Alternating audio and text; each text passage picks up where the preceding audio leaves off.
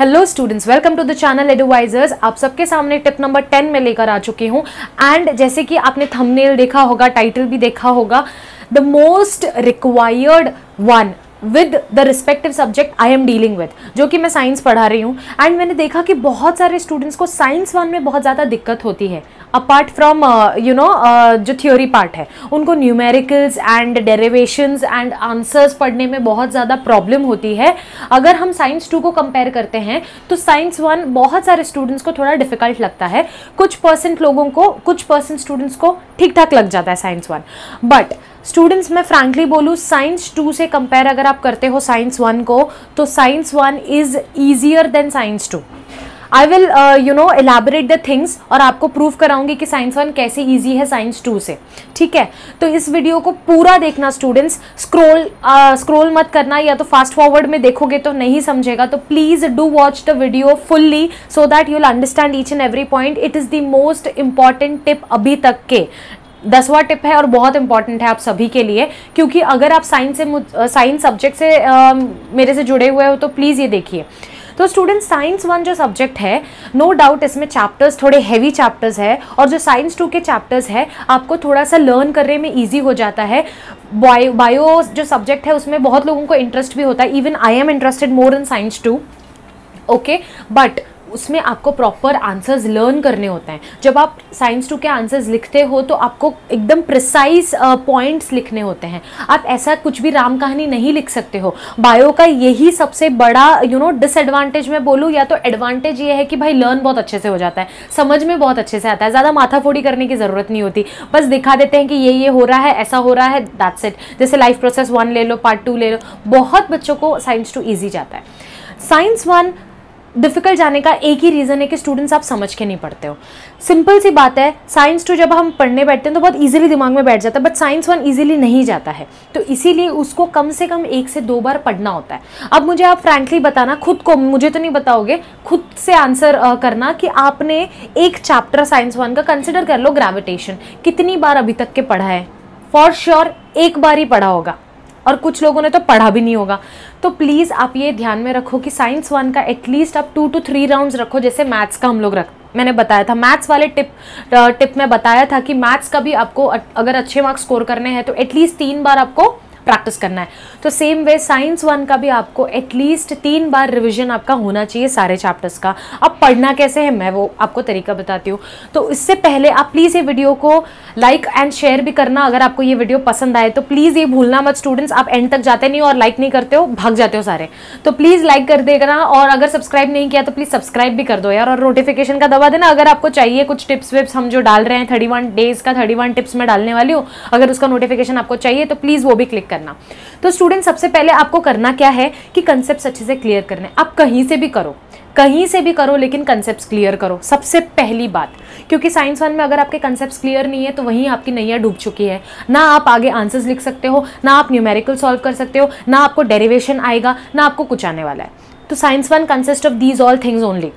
The first step is to clear your concept fully. सिर्फ रटना नहीं है आपको।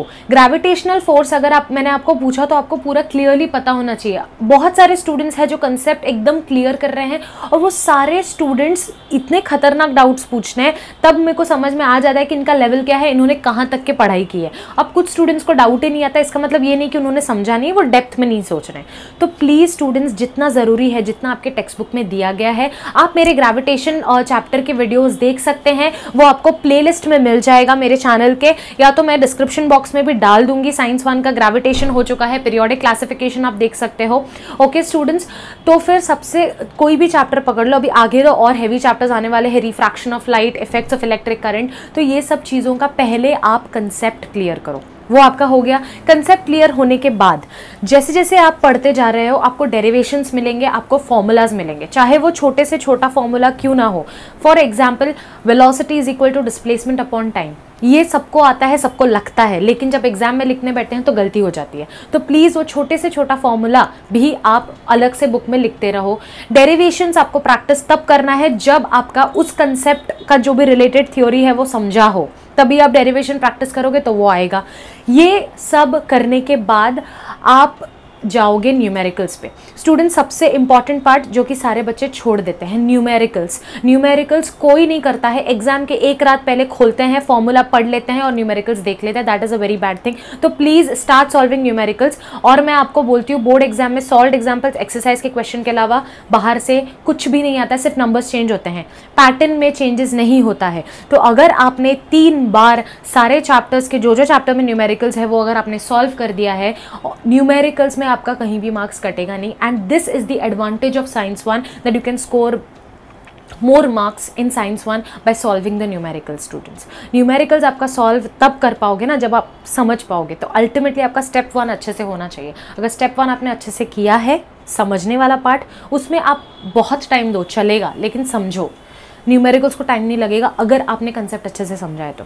So this is the trick which I have used in my 10th standard and also I am guiding my students जो भी मेरे से connected है through these years, वो लोग यही करते हैं। एंड सच में बोल रही हूँ, ये टिप आप implement करो और आप खुद एक टेस्ट में वेरीफाई करना कि आपको सही जा रहा है या नहीं जा रहा है, तब आप मुझे बताना कि ये सही है कि गलत है। तो न्यूमेरिकल्स आप सॉल्व करना स्टार्ट करो, पहले कंसेप्ट क्लियर करो, फिर फॉर्मूलाज देखो क्या क्या है, और फिर न्यूमेरिकल्स खुद से सॉल्व करो। सॉल्व एग्जाम्पल देख देख के मत करो, समझ लो, बिना देख के करो, ठीक है। तो जैसे आप मैथ्स को सीरियसली ले रहे हो, साइंस 1 के सारे न्यूमेरिकल्स को सीरियसली लो। मैं आपको गारंटी देती हूँ आपका साइंस 1 में मार्क्स अच्छा आएगा स्टूडेंट्स। सो प्लीज़ ये टिप को इम्प्लीमेंट कीजिए सभी लोग and let me know in the comment box कि आपको कैसा लगा ये टिप। और आगे कुछ अगर आपको और चाहिए तो प्लीज़ सजेशंस के लिए यू आर ऑलवेज वेलकम। आप देते रहिए कमेंट्स, बताते रहिए कि इस पर बनाइए, उस पर बनाइए, तो I'll definitely take your topics. Please give a like to the video, share this video with your friends, subscribe to my channel. Till then, take care everyone. अगर कहीं भी कुछ भी डाउट्स है तो प्लीज़ मेरे टेलीग्राम ग्रुप में join कीजिए मुझे, और वहाँ पे आप डाउट्स पोस्ट कर सकते हो। एंड ऑनलाइन ट्यूशंस भी मेरा चल रहा है। If you want to join then you can contact me on the given number given in the description box. Okay, so till then take care everyone, bye. पढ़ते रहो, मज़े करो।